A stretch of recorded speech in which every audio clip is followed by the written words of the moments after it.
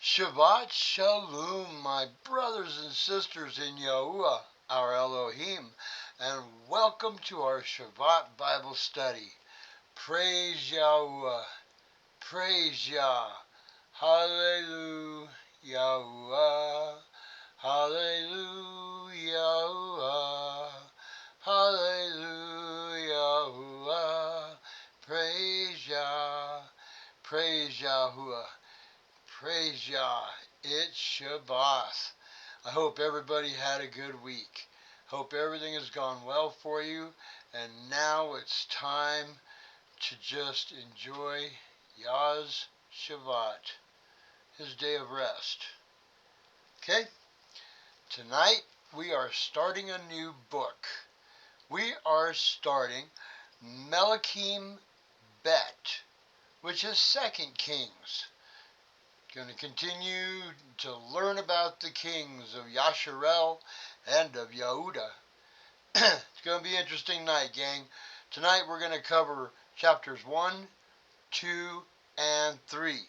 So get your Bibles, and that way we can all read along together and see it with our eyes and hear it with our ears. Also, grab something to drink because it's summertime and it's warm out there for sure.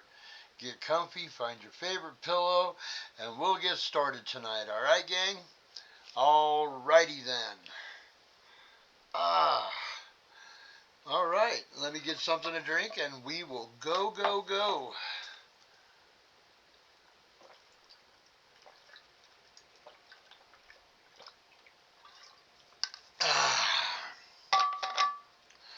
Another day of 97 plus degrees. Yeah, she's warm out there. Sure, it's probably pretty warm wherever you're at, too, unless you're on the other side of the world, like in Australia. Yeah, you guys have got wintertime going on right now, huh? I think so. Have to ask Colby. All right, gang, let's get started here. Melakim Bet. Melakim Bet. Okay, 2 Kings. Chapter 1. And Moab revolted against Yasharel after the death of Ahab, and Ahaziah fell through the lattice of his upper room in Shemaron, and was injured, and sent messengers, and said to them, Go, inquire of Baal-zebub, the mighty one of Ekron, if I shall recover from this injury. So, he was just like his father Ahab. Yeah, pagan, heathen. Yeah, go inquire of Baal-zebub. Baal-zebub. That's nice. That's lovely. Verse 3. But a messenger of Yahuwah spoke to Eliyahu the Tishbite, Rise up, go up to meet the messengers of the sovereign of Shemaron, and say to them, Is it because there is no Elohim in Yasharel that you are going to inquire of Baal-zebub, the mighty one of Ekron? So Eliyahu has been talked to by an angel saying, you need to go and talk to these messengers. This is nuts. Verse 4. So therefore, thus says Yahuwah, you are not going to get out of the bed to which you have gone up, for you shall certainly die. And Eliyahu went. And the messengers returned to him, and he said to them, Why have you come back? Ahaziah is asking these messengers, the king, he's going, Why are you guys back already? And they said to him, verse 6, A man came up to meet us, and said to us, Go, return to the sovereign who sent you, and say to him, Thus said Yahuwah, Is it because there is no Elohim in Yasharel that you are sending to inquire of Baal-zebub, the mighty one of Ekron? Therefore you are not going to get out of the bed to which you have gone up, for you shall certainly die. And he said to them, the king, Ahaziah, said to them, the messengers. Verse 7, what was the man like who came up to meet you and spoke to you these words? And they answered him, the messengers, he was a hairy man and wore a leather girdle around his waist, and he said, it is Eliyahu the Tishbit. He then sent to him a captain of 50 with his 50 men. And he went up to him, and see, he was sitting on the top of a hill. And he spoke to him, man of Elohim, the sovereign has said, come down. And Eliyahu answered and said to the captain of 50, and if I am a man of Elohim, let fire come down from heavens and consume you and your 50 men. And fire came down from the heavens and consumed him and his 50 men. Verse 11, he then sent another captain of 50 with his 50 men to him. And he answered and said to him, man of Elohim, this is what the sovereign said, come down at once. And Eliyahu answered and said to them, if I am a man of Elohim, let fire come down from the heavens and consume you and your 50 men. And a fire of Elohim came down from the heavens and consumed him and his 50 men. And again he sent a third captain of 50 with his 50 men.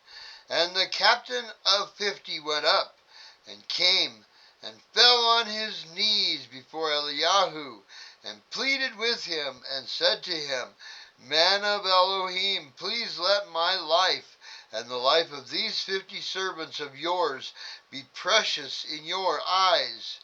See, fire has come down from the heavens and burned up the first 2 captains of 50s with their 50s, but let my life be precious in your eyes.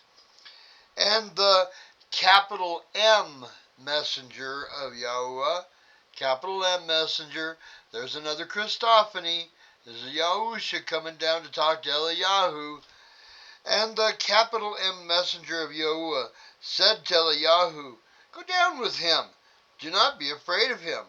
So he rose up and went down with him to the sovereign, and spoke to him, thus said Yahuwah, because you have sent messengers to inquire of Baal-zebub, the mighty one of Ekron, is it because there is no Elohim in Yasharel to inquire of his word?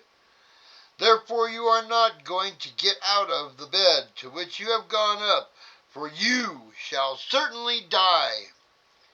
And he died, according to the word of Yahuwah, which Eliyahu had spoken.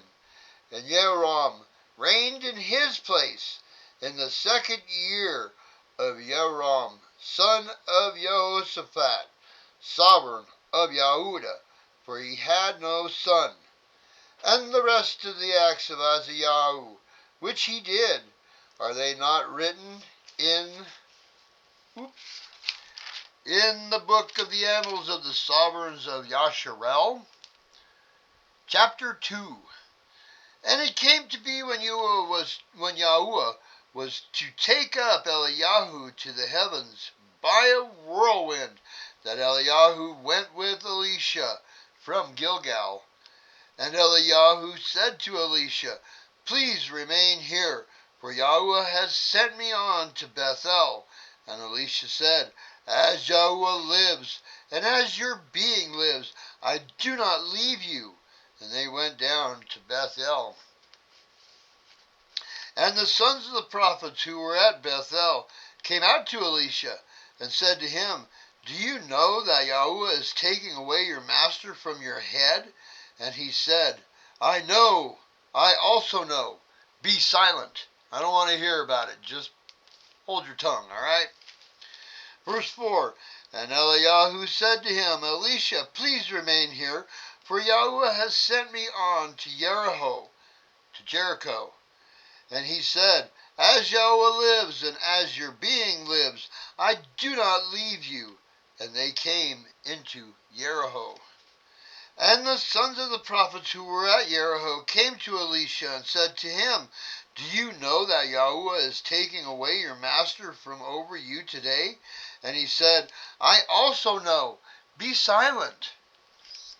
And Eliyahu said to him, Please remain here, for Yahuwah has sent me on to the Yarden. And he said, As Yahuwah lives, and as your being lives, I do not leave you. And the two of them went on. And 50 men of the sons of the prophets went, and stood facing them at a distance, while the two of them stood by the Yarden. And Eliyahu took his mantle, and rolled it up, and struck the water, and it was divided this way and that, so that the two of them passed over on dry ground. Yeah, like Moshe when he divided the Red Sea. Yeah. All right, verse 9. And it came to be, when they had passed over, that Eliyahu said to Elisha, Ask what I am to do for you, before I am taken away from you. And Elisha said, Please let a double portion of your spirit be upon me. And he said, You have made it hard to ask. Yet if you see me when I am taken from you, it is yours. But if not, it is not. And it came to be, as they continued on and spoke, that see, a chariot of fire with horses of fire, which separated the two of them. And Eliyahu went up by a whirlwind into the heavens. And Elisha saw it, and cried out, My father, the chariot of Yasharel, and its horsemen. And he saw him no more. Then he took hold of his garments, and tore them into two pieces. What an exit! What an exit! Eliyahu is taken away by a fiery chariot with fiery horses right in front of Elisha. It's like, whoa, wow, did you see that? What an exit. That's like so awesome. That just blows me away. Every time I read that, it just blows me away. I can't even imagine being Elisha standing there just watching this all, wow. Standing there in awe. Whoa, that was crazy. And then he rent his clothes. Verse 13. And he took up the mantle of Eliyahu that had fallen from him, and went back, and stood by the bank of the Yarden. And he took the mantle of Eliyahu that had fallen from him, and struck the water, and said, Where is Yahuwah, Elohim of Eliyahu? And he struck the water, and it was divided this way and that, and Elisha passed over. So now Elisha's got the same power. He's just able to divide the waters using Eliyahu's cloak and the power of Yah. Verse 15. And when the sons of the prophets who were from Jericho saw him, they said, The spirit of Eliyahu rests on Elisha. And they came to meet him, and bowed to the ground before him.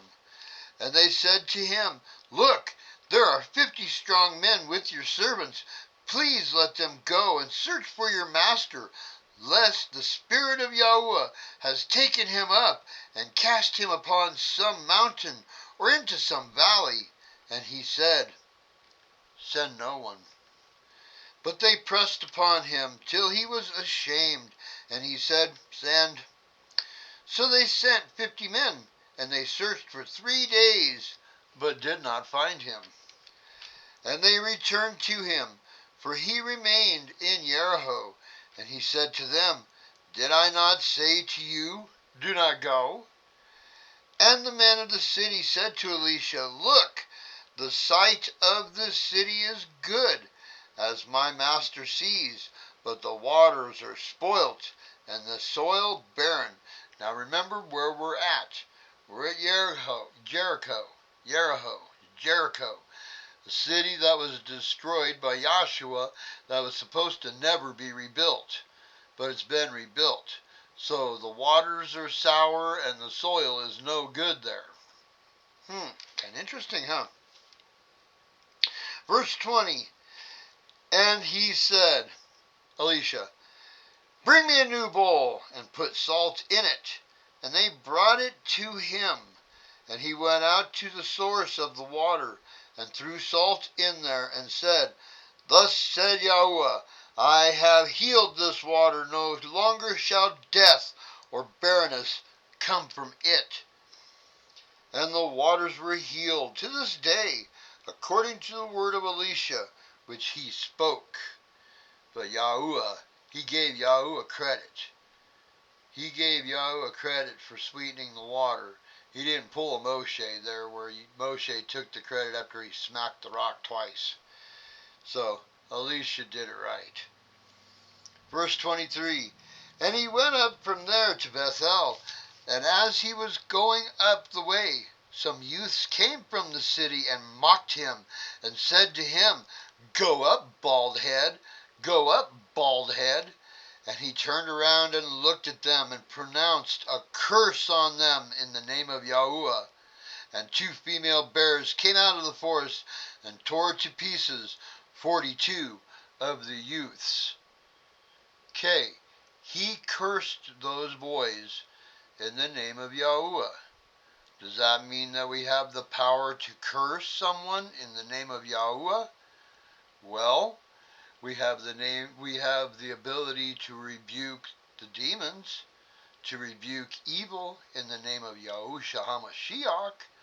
So I see it also possible to be able to curse someone in the name of Yahuwah. Interesting, huh?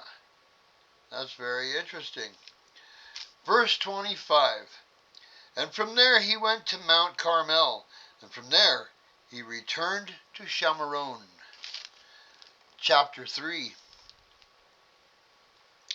And Jehoram, son of Ahab, began to reign over Yasharel at Shamaron in the 18th year of Jehoshaphat, sovereign of Yehuda, and reigned 12 years. So Jehoram reigned for 12 years. And he did evil in the eyes of Yahuwah, but not like his father and mother, for he removed the statue of Baal, which his father had made. He was wicked, and he was a pagan, but he removed the statue of Baal. That's interesting. Wonder why he did that. Verse 3, But he clung to the sins of Jeroboam, son of Nebat, whom had made Yasharel sin. He did not turn away from them, so the calves are still dangling in Dan and Bethel. Verse 4, And Mesha, sovereign of Moab, was a sheep breeder, and he paid the sovereign of Yasharel 100,000 lambs and the wool of 100,000 rams. So that's a pretty hefty sum that he's paying in a tax to the king of Yasharel. That's a lot of sheep and a lot of wool that he's paying in taxes. Verse 5, And it came to be, when Ahab died, that the sovereign of Moab revolted against the sovereign of Yasharel. Your daddy's dead. I ain't paying you all those sheep and all that wool no more. Verse 6, And sovereign Joram went out of Shemaron at that time, and mustered all Yasharel. So he got the northern 10 tribes together and got all the men of fighting age together, and he's going to war against Moab.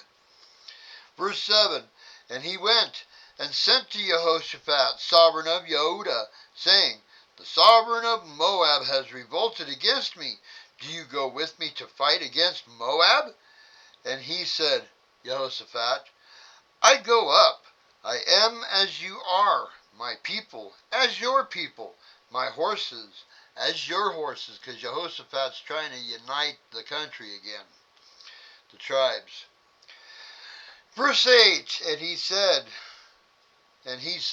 so it must be Joram, which way do we go up? And he said, Jehoshaphat, by way of the wilderness of Edom.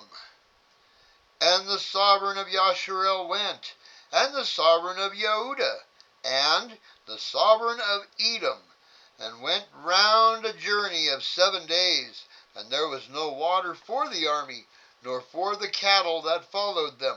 So as they passed through Edom, they picked up the king of Edom to go along with them. Said, hey, we're going to go and fight against Moab. Are you interested in some of that? And the king of Edom was like, yeah, I'll hang out with you guys. Verse 10, and the sovereign of Yasharel said, what? Has Yahuwah called these 3 sovereigns to give them into the hands of Moab? And Jehoshaphat said, is there no prophet of Yahuwah here? Then let us inquire of Yahuwah through him. One of the servants of the sovereign of Yasharel then answered and said, Elisha, son of Shaphat, is here, who poured water out on the hands of Eliyahu. And Jehoshaphat said, the word of Yahuwah is with him. And the sovereign of Yasharel, and Jehoshaphat, the sovereign of Edom, went down to him. So they didn't even ask him to come up to them. They just went ahead and they went down to talk to Elisha. Verse 13, and Elisha said to the sovereign of Yasharel, what have I to do with you? Go to the prophets of your father and the prophets of your mother. And the sovereign of Yasharel said to him, no, for Yahuwah has called these 3 sovereigns to give them into the hands of Moab. So Elisha's telling Yehoram, why am I talking to you? You need to just go and talk to your mother and father's prophets, because you're a heathen. Just go on your way. And Yehoram is like, no, we need your help. All 3 of us have come up to fight Moab.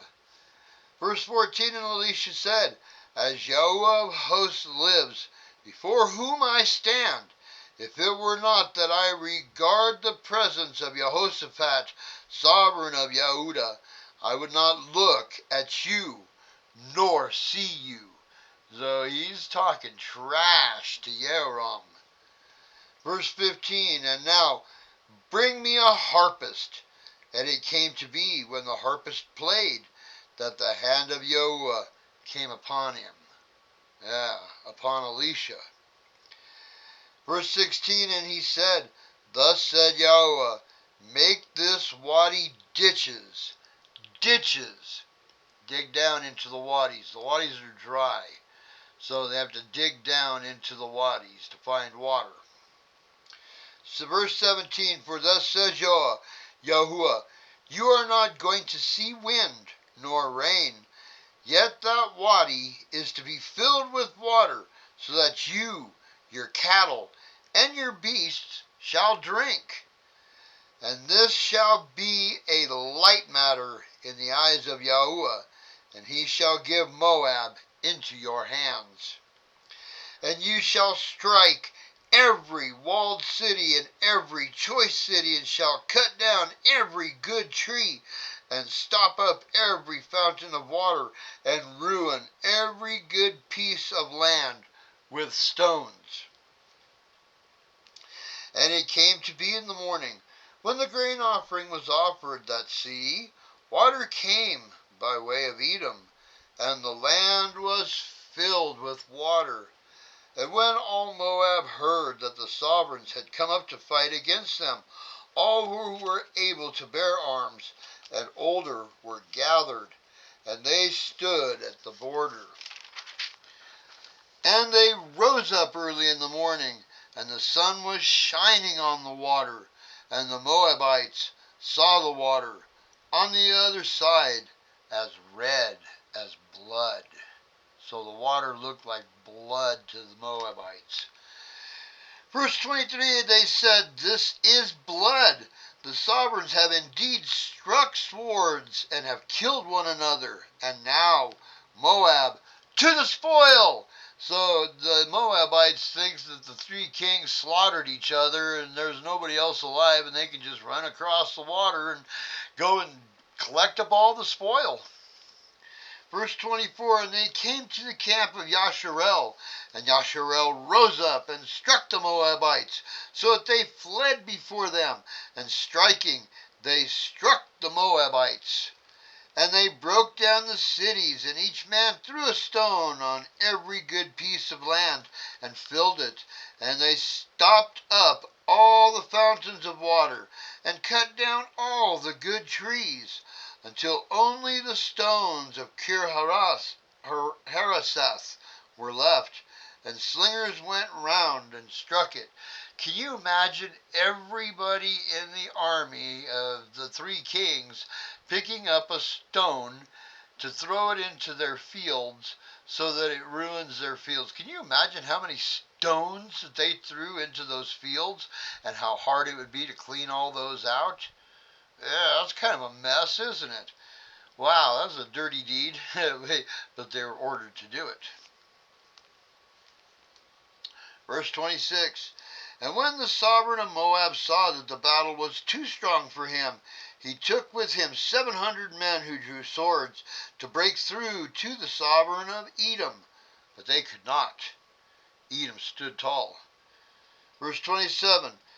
Then they took his eldest son, who would have reigned in his place, and offered him as an ascending offering upon the wall. And there was a great wrath against Yasharel. And they left him and returned to the land. So the king of Moab took his oldest son and offered him up on the wall. Ugh. Ugh. Really? Wow. Alright. Offered him up to Baal. Isn't that wonderful? Wow. Okay. And that's the end of chapter 3. Whew. A lot of action there, huh, gang? A lot of things going on. We got Yasharel and Yehuda and Edom fighting together. Seems interesting that Jehoshaphat has been able to somewhat reunite the tribes. Even though there are still two kings, one in the north and one in the south, for the northern 10 tribes of Yasharel and the southern 2 tribes, Yehuda, Benjamin, and the Levites in the south. Interesting, isn't it? But they're in battle together with the Edomites. Wow. Okay, that was pretty interesting. Well, gang, that's all I've got tonight. I hope y'all absolutely are gaining wisdom and knowledge of Yahuwah, our Elohim, through these studies. I pray that you are all baruched by these studies. Gang, I mentioned Colby earlier in the video. Go check out his channel, Colby, at Colby, okay? Go check out his channel. He does studies also. He does shorts. So go and check out Colby. He's awesome. You'll see some of his shorts in my community. So yeah, go check him out. He's awesome. He does really good shorts, good studies. Okay? All right, gang. Well, thank you for joining me. Everybody, thank you so very much for joining me in our studies. And may Yahuwah baruch you, each and every one of you seeking his knowledge and wisdom. And I hope that you all have a wonderful Shabbat. The peace and the rest of Yahuwah. Don't be going out and doing anything crazy on 4th of July. You don't need those fireworks. Stay away from crowds. This is going to be kind of dangerous, I think. So it's best to stay away from people. Stay home. Stay home and study Yah's Word. Read it with your children. Okay? Alright, we're not giving praise to the flag. And we're not praising, Trump. No, we're not doing any of that. Our Elohim is Yahuwah. No idols. None. I don't care how patriotic you feel. Our allegiance is to Yahuwah, our Elohim. He's the only one. Love Yahuwah, body, mind, and soul. And love each other the same. No idols. No idol worship. Okay, gang, that's it. Y'all have a great Shabbat, and we will see you on 4th day for our next study. Okay? All right. Shalom. Shabbat Shalom.